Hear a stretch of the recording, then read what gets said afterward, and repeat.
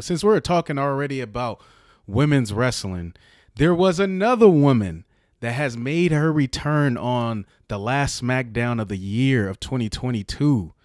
Mm. And she goes by the name of Charlotte Flair, the Queen, who is already the SmackDown Women's Champion. Tell me your thoughts on that. Privileged. I just had to say it like that one time. I'm just saying, dog, that's just some real privileged stuff going on. But hey, man, it is what it is.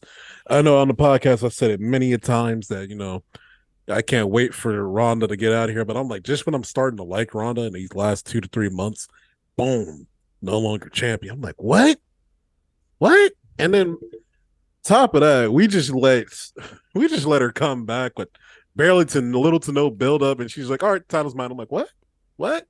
At least say this for a pay-per-view, mystery opponent. Come on now. What are we doing? Exactly. But it is what it is, because even normally it sounds like I'm harping on Charlotte. No, I really do like Charlotte in the ring. And I do feel like if you're going to make her come back, might as well milk it, man. Make money off it, man. Build it up, anticipate it. Instead, we just having a regular episode of SmackDown. All right, cool. All right. That's great. Whatever we do for the numbers, I guess. It's like, I get it. You want to end off the year of SmackDown with a bang. Charlotte Flair comes back. The Queen returns. She defeats Ronda Rousey. But it's like, it's kind of disrespectful to me, to Ronda Rousey. Like, she already competed in a match. And then all of a sudden, Charlotte Flair comes out.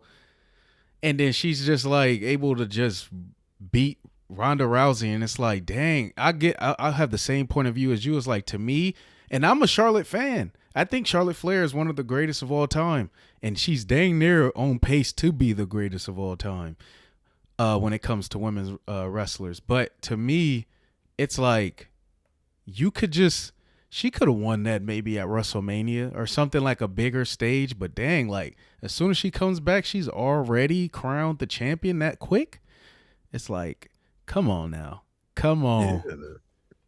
Kind of reminds me of like when they were like, hey, Brock, we're going to have you beat Stone Cold Steve Austin on a regular episode of SmackDown just so we can put you over. You'd be like, what? You don't make no goddamn sense, man. This is a very questionable booking decision. For all we know, Ronda's been needing some time off, so hey, it is what it is. Another thing too, though, another thing that it does, a problem for me at least, because I've been watching a lot of Charlotte Flair interviews, and I kind of noticed Charlotte Flair is a little bit more, kind of like a little bit more emotional as a person, I mean, and it seems like she does care, like, if the fans boo her or not. Not meaning that she, like, of course, if she's heel, they have to boo her. But just in terms of, like, I feel like for most fan bases, we all have the same feeling of, like, Charlotte is one of the greatest, but she also has, like, some privilege. And then to put her back in that position is like, dang, like, she just returned. Usually when a wrestler returns, they get an amazing reaction. She did get a cool reaction, but it's like, then instantly making her become champion is like, you almost making people dislike her once again, though, super quick, just because it's like, dang, you giving her the belt. But this is what I call the John Cena effect. Because I'll give you two instances of this happening with John Cena.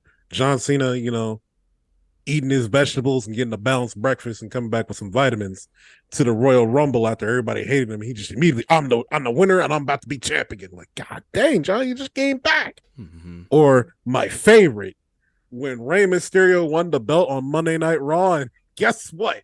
And you got to fight John Cena in the main event. Lost the belt immediately, like an hour later. Like this is how you get people to hate your wrestler, dog. You got to let some of these things sit for a minute. But it is what it is, man. Like I said, I appreciate her wrestling, dog.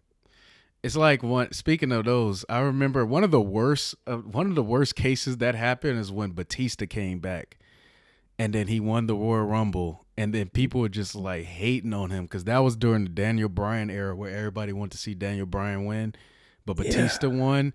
Then it made Batista's comeback so, like, sour completely, because I'm actually a fan of Batista, and at that time I was happy that he won the Royal Rumble, but just seeing how everybody else reacted, I was like, dang, it made me think, was like, maybe they shouldn't have had him win.